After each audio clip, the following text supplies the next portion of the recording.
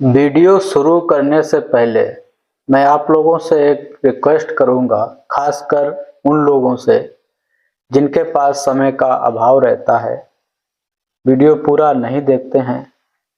तो पूरा ना देखने या बीच बीच में छोड़ के देखने या थोड़ा सा देख के उसे स्किप कर देना, तो उससे बेहतर है कि आप ना देखें, क्योंकि ये वीडियो कोई हमारे मनोरंजन वाले नहीं होते हैं जो आपको आनंद देंगे। ये सरकारी स्कीमों से जुड़े हुए वीडियो हैं। अगर आप इन्हें समझ लेंगे, जानकारी ठीक से समझ लेंगे जानकारी को, तब आप किसी की मदद कर पाएंगे, किसी योजना का लाभ दिलाने के लिए उस व्यक्ति को। आज हम बात करेंगे अपने इस वीडियो में मुख्यमंत्री कृषक दुर्घटना कल्याण योजना, जिसे हम किसान दुर्घटना बीमा के नाम से भी कभी कभी कह देते हैं। ये उत्तर प्रदेश सरकार की योजना है।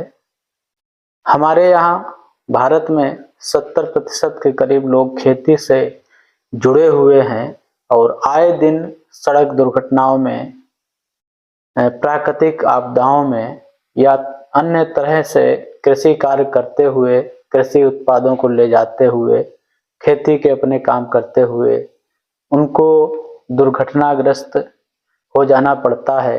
उस दुर्घटना में कभी कभी उनकी मृत्यु भी हो जाती है या वो शारीरिक रूप से अक्षम हो जाते हैं, अपंग हो जाते हैं।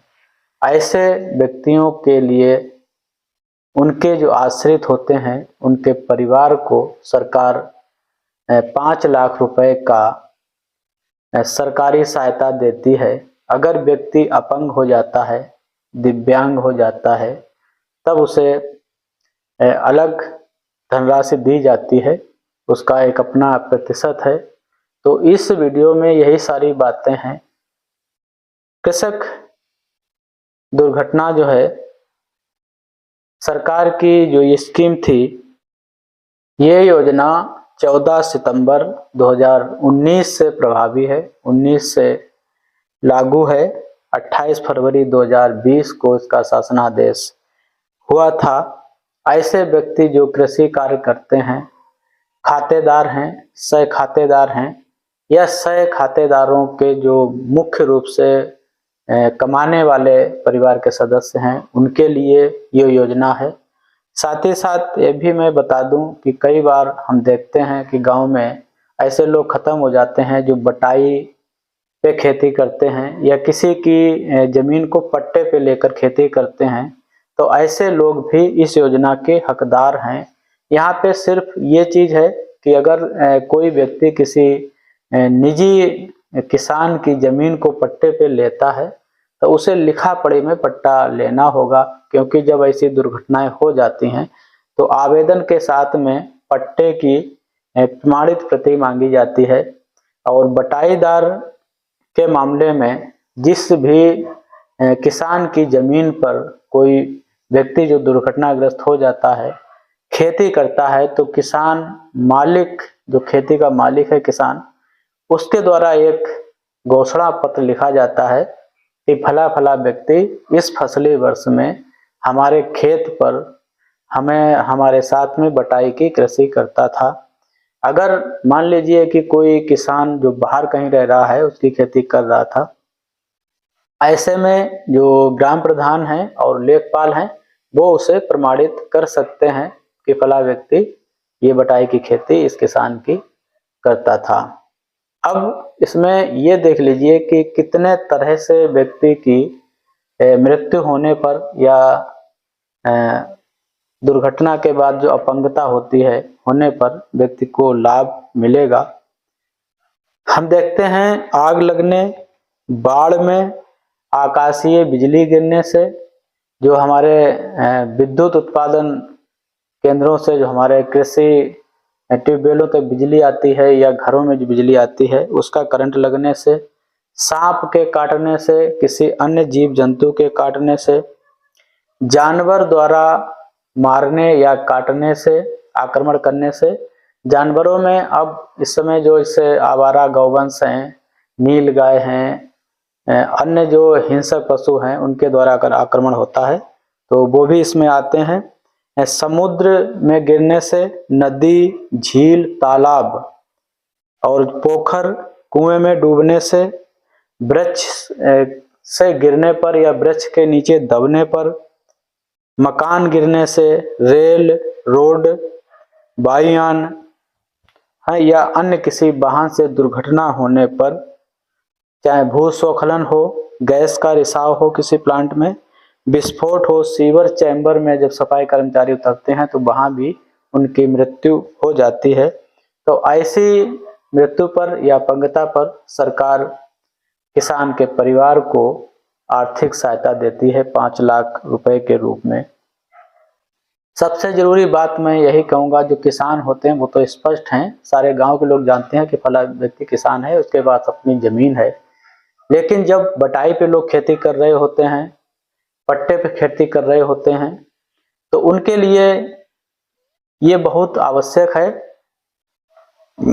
कि वो जिस भी व्यक्ति की जमीन पर पट्टे से खेती कर रहे हो तो वो पट्टे को रजिस्टर्ड करवा लें, लिखवा लें। बटाईदार से प्रमाण पत्र इसका जारी होता है।